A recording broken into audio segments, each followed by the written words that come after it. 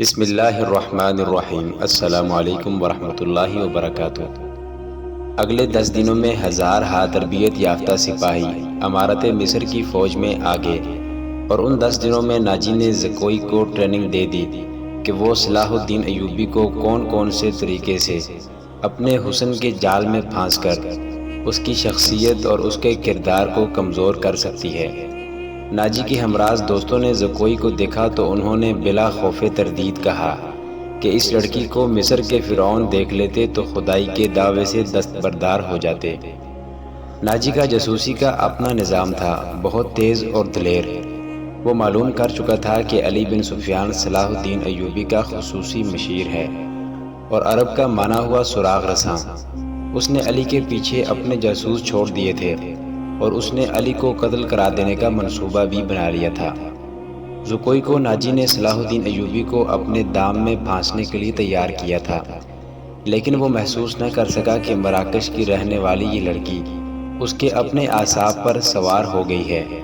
وہ صرف شکل و صورت کی ہی دلکش نہیں تھی، اس کی باتوں میں ایسا جادو تھا کہ ناجی اسے پاس بٹھا کے اس کے ساتھ باتیں ہی کرتا رہتا تھا۔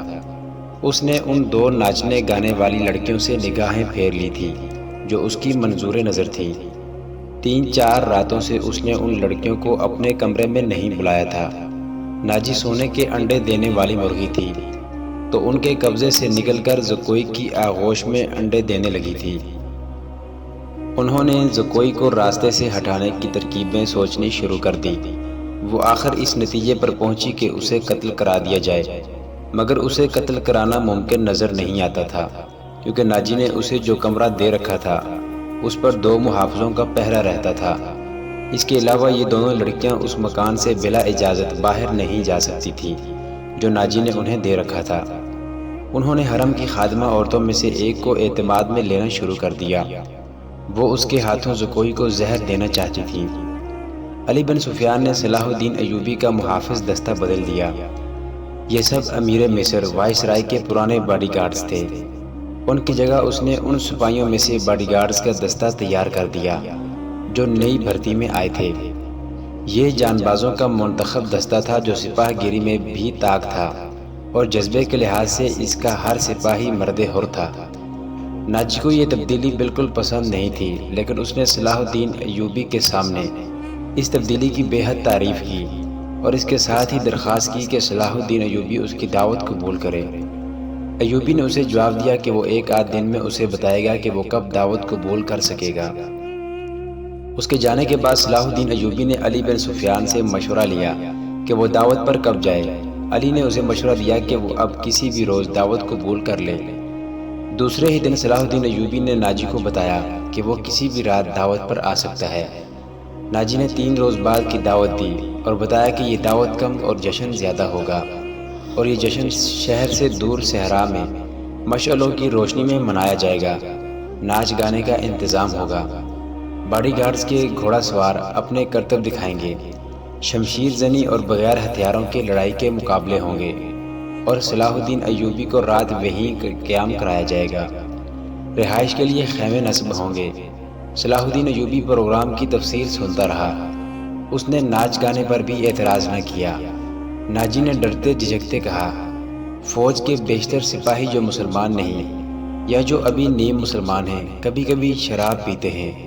وہ شراب کے عادی نہیں، وہ اجازت چاہتے ہیں کہ جشن میں انہیں شراب پینے کی اجازت دی جائے۔ آپ ان کے کمانڈر ہیں۔ صلاح الدین ایوبی نے کہا، آپ چاہیں تو انہیں اجازت دے دیں، نہ دینا چاہیں تو میں آپ پر اپنا حکم نہیں چلاؤں گا۔ امیر مصر کا اقبال بلند ہو، ناجی نے غلاموں کی طرح کہا۔ میں کون ہوتا ہوں اس کام کی اجازت دینے والا جس کو آپ سخت ناپسند کرتے ہیں؟ انہیں اجازت دے دیں کہ جشن کی رات ہنگامہ آرائی اور بدکاری کے سوا سب کچھ کر سکتے ہیں۔ صلاح الدین ایوبی نے کہا، اگر شراب پی کر کسی نے ہلا گلا کیا تو اسے سخت سزا دی جائے گی۔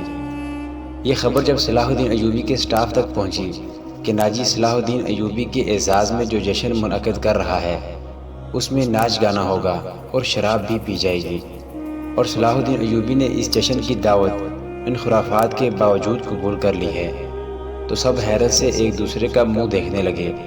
کسی نے کہا کہ ناجی جھوٹ بولتا ہے، وہ دوسروں پر اپنا رعب ڈالنا چاہتا ہے، اور کسی نے یہ رائے دی کہ ناجی کا جادو صلاح الدین ایوبی پر بھی چل گیا ہے۔ یہ رائے ان سربراہوں کو پسند آئی جو ناجی کے ہم نوالہ اور ہم پیالہ تھے۔ صلاح الدین ایوبی نے چارج لیتے ہی ان کے لیے عیش و عشرت، شراب نوشی اور بدکاری جرم قرار دے دی تھی۔ اس نے ایسا سخت ڈسپلن رائج کر دیا تھا کہ کسی کو پہلے کی طرح فرائض سے کوتاہی کی جرت نہیں ہوتی تھی۔ وہ اس پر خوش تھے کہ آج نئے امیر مصر نے کسی دعوت میں شراب اور رقص کی اجازت دے دی ہے، تو کل پرسوں وہ خود بھی ان رنگینیوں کا رسیا ہو جائے گا۔ صرف علی بن سفیان تھا جسے معلوم تھا کہ صلاح الدین ایوبی نے خرافات کی اجازت کیوں دی ہے۔ جشن کی شام آ گئی۔ ایک تو چاندنی رات تھی۔ صحرا کی چاندنی اتنی شفاف ہوتی ہے کہ ریت کے ذرے بھی نظر آ جاتے ہیں۔ دوسرے ہزارہا مشعلوں نے وہاں صحرا کی رات کو دن بنا دیا تھا۔ باڈی گارڈز کا ہجوم تھا جو ایک وسیع میدان کے گرد دیواروں کی طرح کھڑا تھا۔ ایک طرف صلاح الدین ایوبی کے بیٹھنے کے لیے جو مسند رکھی گئی تھی وہ کسی بہت بڑے بادشاہ کا تخت معلوم ہوتی تھی۔ اس کے دائیں بائیں بڑے رتبوں کے مہمانوں کی نشستیں تھیں۔ اس وسیع و عریض تماشاگاہ سے تھوڑی دور مہمانوں کے لیے نہایت خوبصورت خیمے نصب تھے۔ ان سے ہٹ کر ایک بڑا خیمہ صلاح الدین ایوبی کے لیے نصب کیا گیا تھا جہاں اسے رات بسر کرنی تھی۔ علی بن سفیان نے سورج غروب ہونے سے پہلے وہاں جا کر اس کے خیمے کے ارد گرد محافظ کھڑے کر دیے تھے۔ جب علی بن سفیان وہاں محافظ کھڑے کر رہا تھا، ناجی زکوئی کو آخری ہدایات دے رہا تھا۔ اس شام زکوئی کا حسن کچھ زیادہ ہی نکھر آیا تھا۔ اس کے جسم سے ایسے عطر کی بھینی بھینی بو اٹھ رہی تھی جس میں سحر کا تاثر تھا۔ اس نے بال اوریاں کندھوں پر پھیلا دیے تھے۔ سفید کندھوں پر سیاہی مائل بھورے بال زاہدوں کی نظروں کو گرفتار کرتے تھے۔ اس کا لباس اس قدر باریک تھا کہ اس کے جسم کے تمام نشیب و فراز صاف نظر آتے تھے۔ اس کے ہونٹوں پر قدرتی تبسم اد کھلی کلی کی مانند تھا۔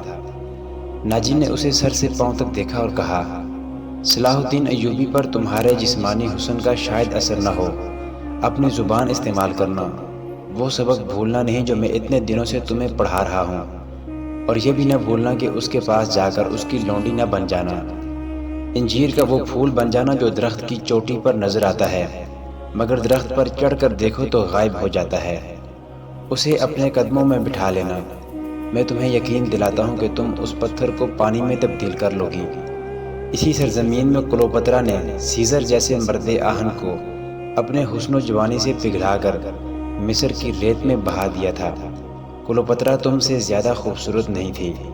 میں نے تمہیں جو سبق دیے ہیں وہ کلوپترا کی چالیں تھیں۔ عورت کی یہ چالیں کبھی ناکام نہیں ہو سکتی۔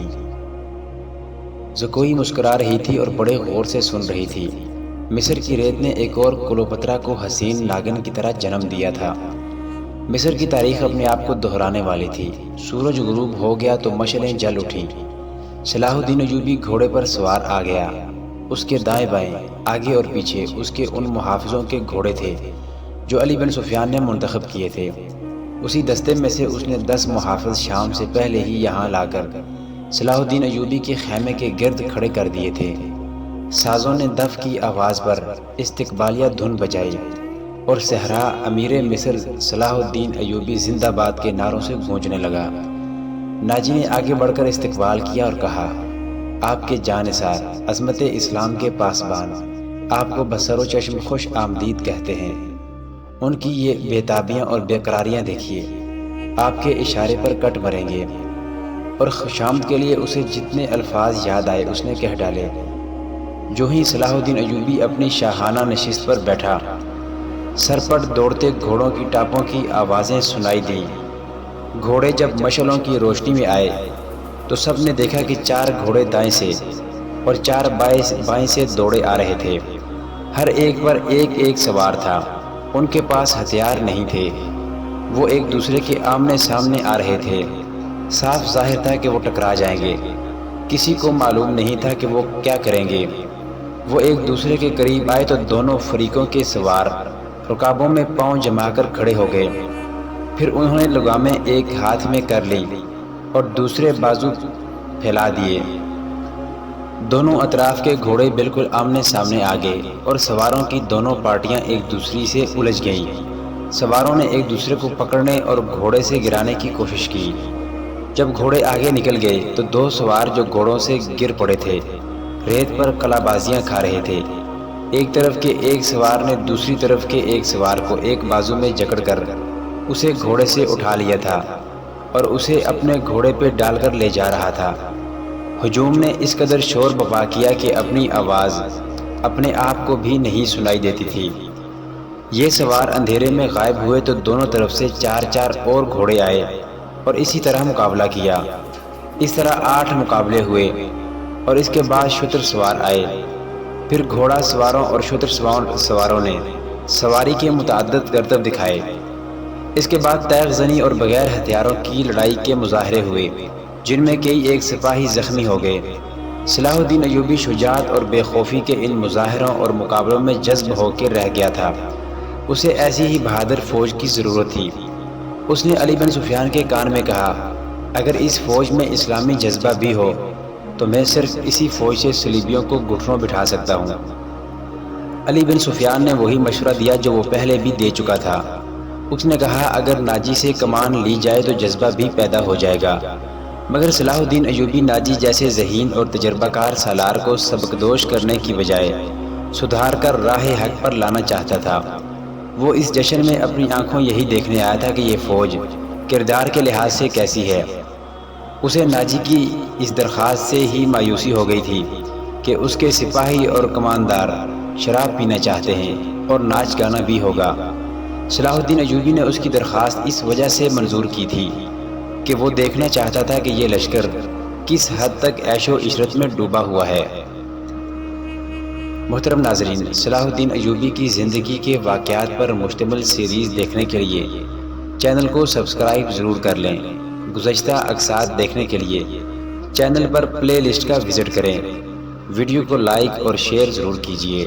اللہ آپ کا حامی و ناصر ہو۔